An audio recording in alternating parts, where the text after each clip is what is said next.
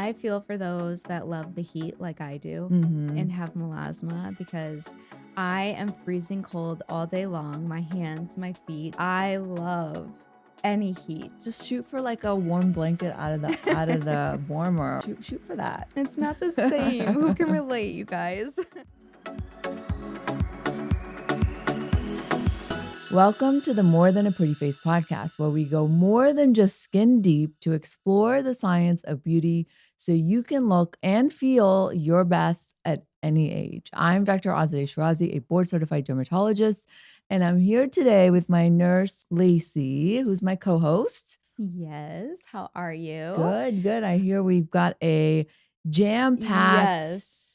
episode on one of the most common skin conditions we treat and the most distressing, wouldn't you say? Yeah. We're And talking all about melasma. Melasma, you guys. Melasma is the bane of my existence and my patient's existence. Yes. I call it the diabetes of dermatology because although we can clear it, right? We can Yes. treat it, but can we cure it? No. It's one of those incurable skin conditions that the good news is we've got amazing treatments now that we didn't have 5 or even 10 years ago. And now we're pretty much able to clear it, but you really need to be on a specific regimen 12 months of the year. You can never say, okay, I'm done with melasma. Like it's not like an infection you can get rid of. So, you guys, we are going to dive deep in answering all of your questions about melasma. Stay tuned because it is a 2-part episode. Okay.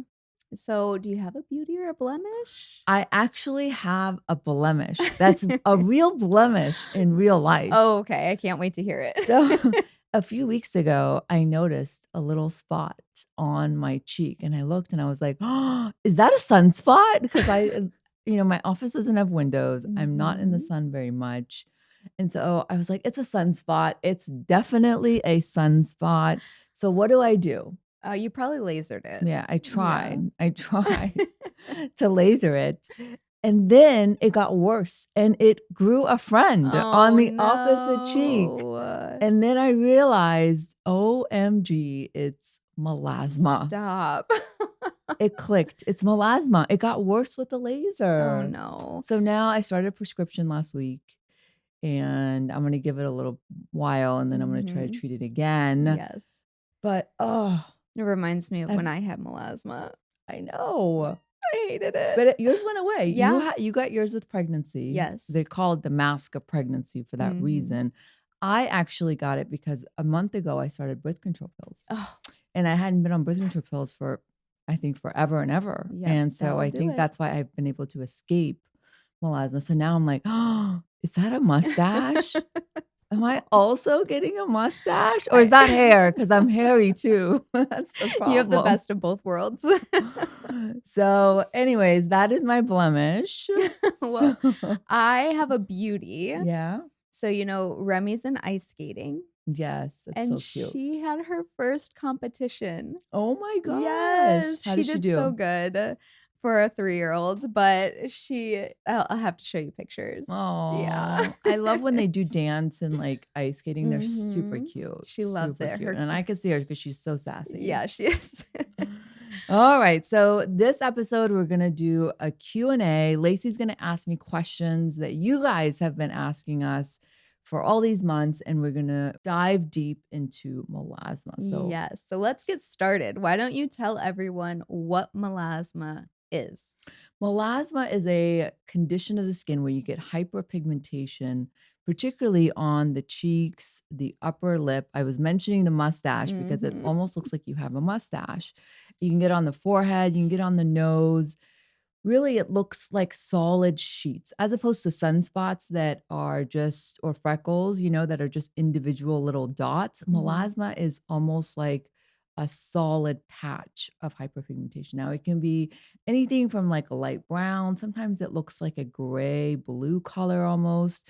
And the reason they call it the mask of pregnancy because it literally looks like you put on a face mask, Yes. and so it can be seen in any skin type. A lot Yep. of people think that it's only seen in darker skin tones because we tend to have more melanin, but it can be in fair skin patients, it can Yes. be in light, so all skin types.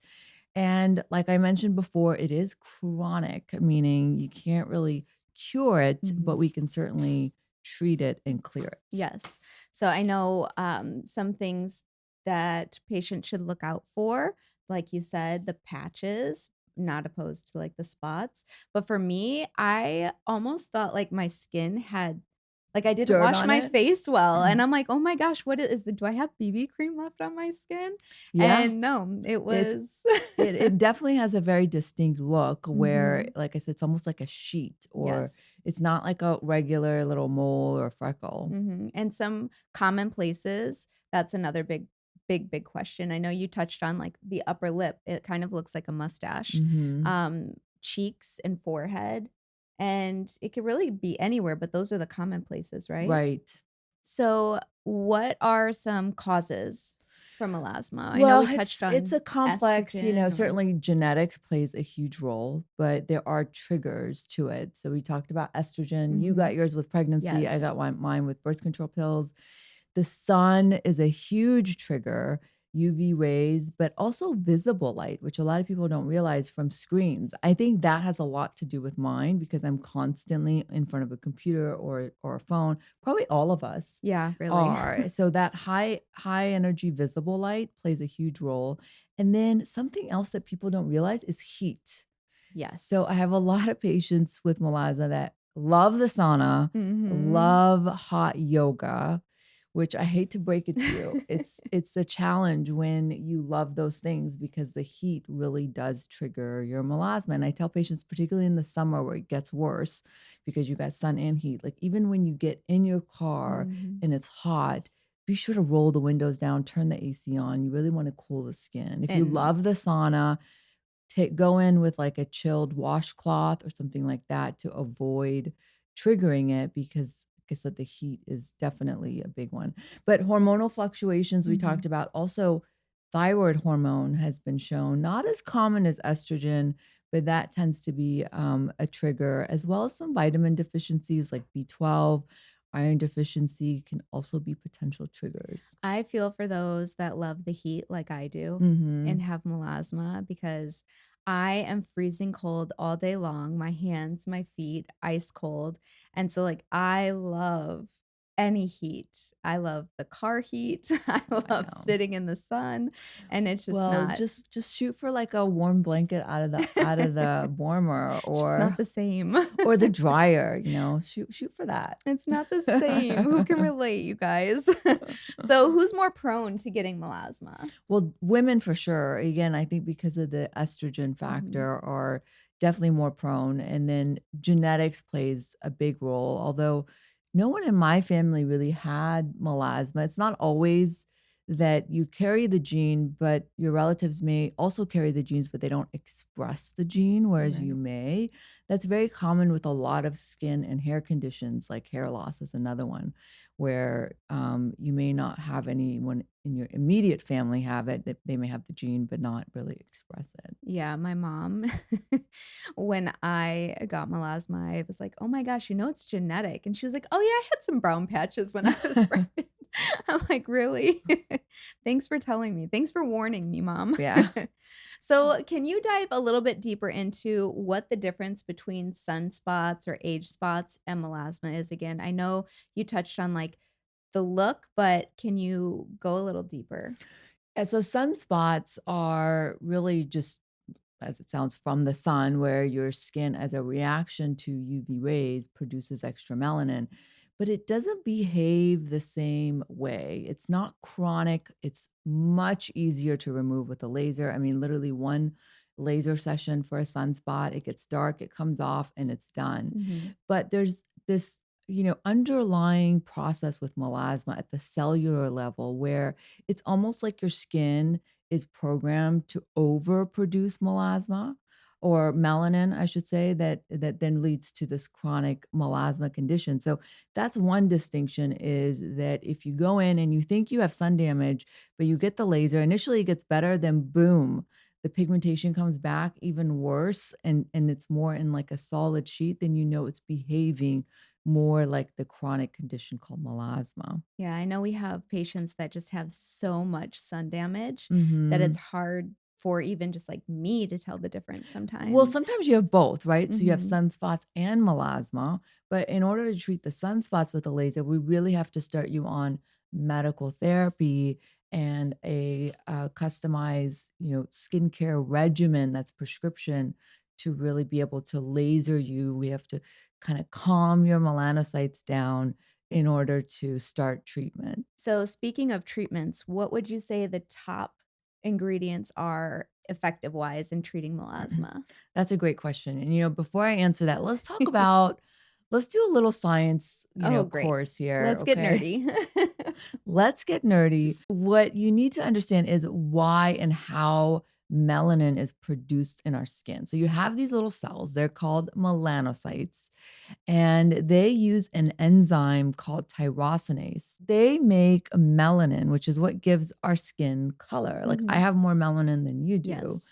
And so then the melanin that's produced from the melanocytes has to be transferred to your skin cells that then hold on to the melanin, right? So the skincare ingredients that work for melasma really target the different processes, right? So they can target the factory of the melanin production where melanin is produced, or they can block the shipment of the melanin to your skin cells. Okay, Okay, so interesting. Mhm. melanosome transfer. And on top of all that, how your cells mature through the skin layer and this process called cellular renewal also affects pigmentation in the skin. So these are important to understand because all the different treatments are geared towards these processes, right? And you want to formulate your skincare regimen with all these different types of ingredients that target different parts of this whole melanin process, right? Yes, I Does that feel make like sense? it makes sense to me. I think it makes sense to everyone. You explained it really well. And I love that you explained it that way because I feel like one of the biggest feedback or biggest like thing that patients say is, well, I tried that product or I tried that prescription and it didn't work for me. We But hear it's that all the time. more than just that one Yes. ingredient. It's the entire regimen. Hmm. So, as I'm gonna explain the ingredients, I really want you guys get out your notes and your pens and your paper and really take notes because Yeah. it's really the different products that you put together in a regimen that target different aspects of it that Yes. you need to focus in on. So, let's start with the most important ingredient. And what do you think I'm gonna say? Oh, for sure. Sunscreen Sunscreen, because sun UV is the number one trigger for for I everything. mean, if we all lived in a cave, like, with no light, nobody Hmm. would ever get melasma, but obviously that is no fun. We Yeah. love being outdoors, so avoid the sun, meaning definitely wear sunscreen even if you're not going outside, and I personally favor a mineral-based SPF because not only does it absorb the damaging or triggering UV rays, but it also reflects it. And it's almost like the bodyguard, it gets in and it protects your skin against that melanin production. It doesn't allow anybody to get to your melanocytes to trigger them, right? So use a mineral base because they tend to be less inflammatory and they produce less heat as they absorb the UV rays. And then use a tinted one because tinted sunscreens have iron oxide in it. And the iron oxide helps attenuate the visible light that comes through. Like, Like look at all these lights that we have on us, our phone uh light that come through windows. computers. So I use Hydro Temp BB SPF 44 every single morning, Me even if too. I'm not going outside, even if I'm seeing patients indoors all day. Just coming through windows, eventually you go outside, and plus you're in front of screens like all of us are. Yes. So that's number 1. Number 2, I would say hydroquinone is probably the most powerful, the most effective ingredient, and unfortunately, it's gotten a bad rap in Yes. that it causes cancer and it's dangerous and harmful. None of that is true unless you are consuming and eating a lot of the tubes. I hope you're You're not. just eating hydroquinone like all day long, or you're not using it the right way. But under the direction of a dermatologist, it is very safe and very, very effective. I would say one of the most effective ingredients. And the way it works is that it blocks tyrosinase. Remember the enzyme in the factory that actually starts the whole process of melanin formation? Mhm. So it targets that. Now, the thing with hydroquinone, it's very powerful, so it can be very irritating. So you have to be careful. I find the sweet spot between, 2 to 8%. And if you use it for long periods of time, like months and months and months at high percentages, there is this very rare, unusual phenomenon called ochronosis, What's which that? ochronosis Ochronosis. ochronosis. Okay, okay. And it actually is like a paradoxical phenomenon where your pigmentation gets worse Oh. and you develop these like blue pigmented patches that's permanent. I've never seen it happen, Oh, but it no. is, a very, very rare side effect. But with hydroquinone, the longer you use it, the less effective it gets. So you really need to take breaks. So whether you do, 3 months off, 3 months on, or you dose it in a way where you're not going to become resistant to its effect. At some Mhm, point, it will start to lose its efficacy. So it's one of those things that you want to have bursts of it, different periods of time. So I mhm. really love using it like in the spring or in the summertime Summer. because that's really when your melasma is going to be most triggerable. So it's Is important that to a take word? breaks. Triggerable. Triggerable. People say, "Don't trigger me." Yeah. I think of that. Triggering. Triggering, yeah, it's Yeah. triggering. We have the most amazing podcast community, and we want to thank you for being such a loyal listener. To thank you for being a fan of the show, we want to extend a 15% offer exclusively to podcast listeners. Use code April15, APRIL15 at AziMD Skincare April 15 for 15% off. This is a special discount code we're only giving to our podcast listeners. Don't forget to tag me in your skincare selfies. I love to see you glow. So then number 3, I would say arbutin, which is very close in the way it looks to hydroquinone. It's just added glucose molecule onto the hydroquinone molecule, and you have arbutin. It's a natural plant-based Not ingredient a prescription. that is not a prescription. And so I find it to be safe in pregnant women, although Mhm. nobody can really tell you for sure because nobody studies pregnant women. But Right. unlike hydroquinone, you can use arbutin in pregnancy. And it's very gentle. It's not as powerful and effective as hydroquinone, but yet very, very effective ingredient at blocking the tyrosinase activity. We have it in Dermabrite pads. We Mhm. also have it in our azelaic acid serum. It's in a lot of other skincare, other products that have other ingredients in it.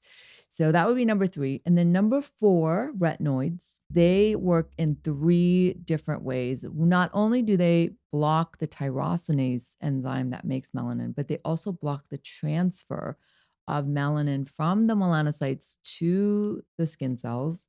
And they help cellular renewal. So they help your skin renew better. And by doing that, you're going to be able to get rid of the pigment a lot more effectively. So retinoids, I love it for Good to be on long melasma. term too. Yeah, because it's not one you really need to take breaks on. You can be Yes. on that, all year long.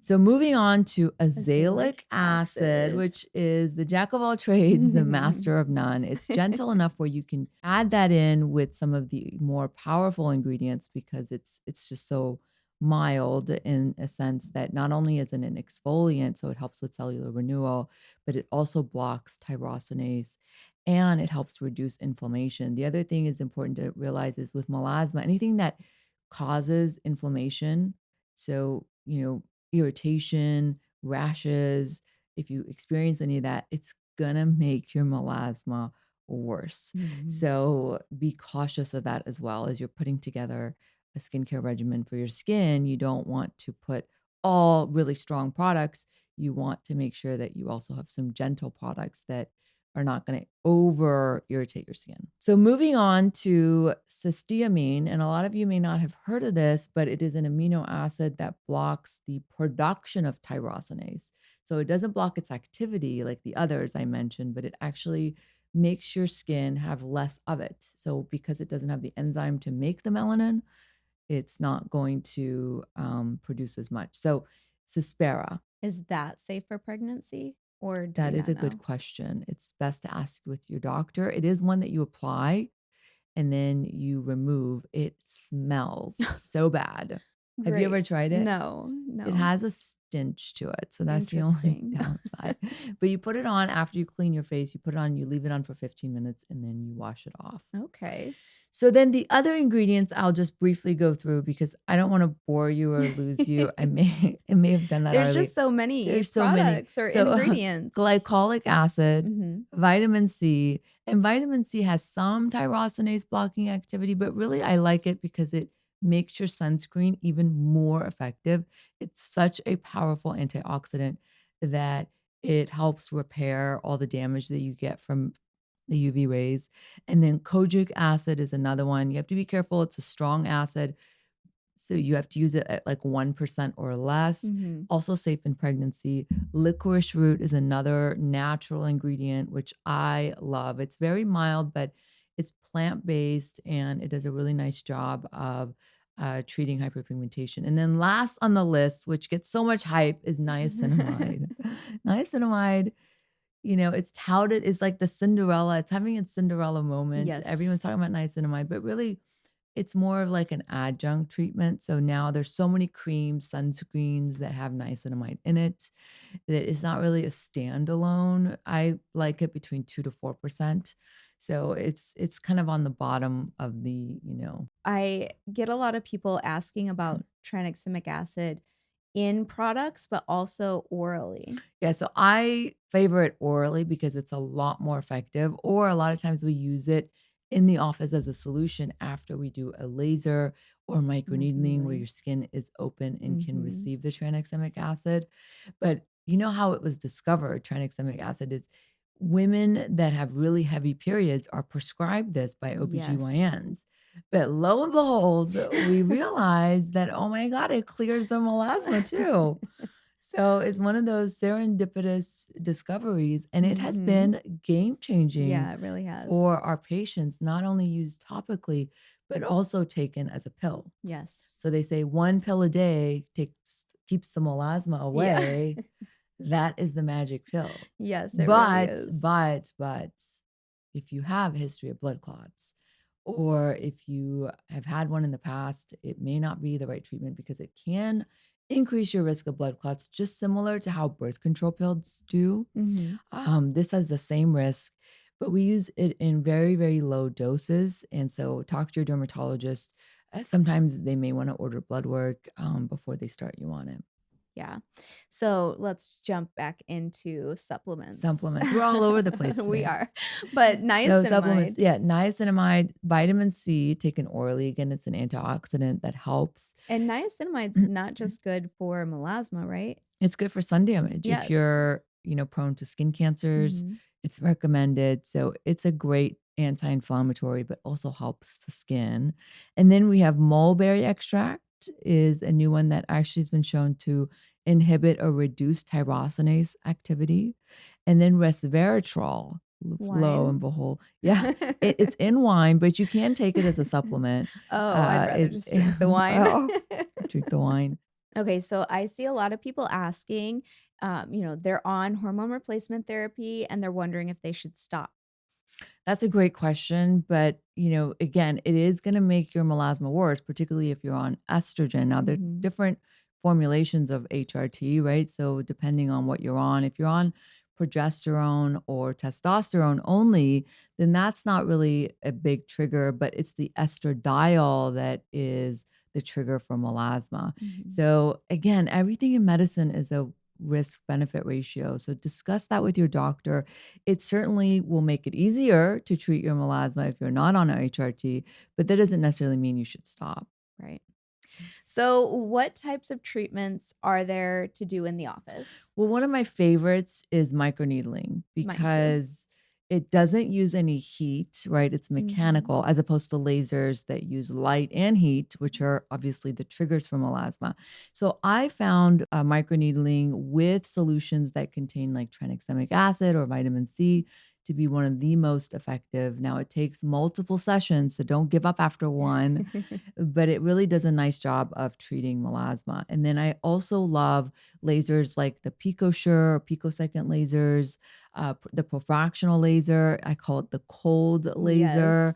That works really well. Again, we can combine it with topical tranexamic acid. And then I also love peels, which you Yes. don't really hear too much about, but peels are great. They are also more affordable and more budget friendly than some of the lasers.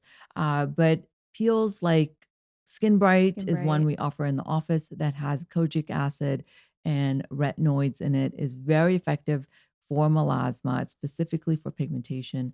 Or if you look at peels that are the least inflammatory ingredients, like with salicylic acid, like a 30% salicylic acid peel is great for hyperpigmentation, melasma. Jesner's peel is another popular one that works really well for melasma, and it's also really great for acne.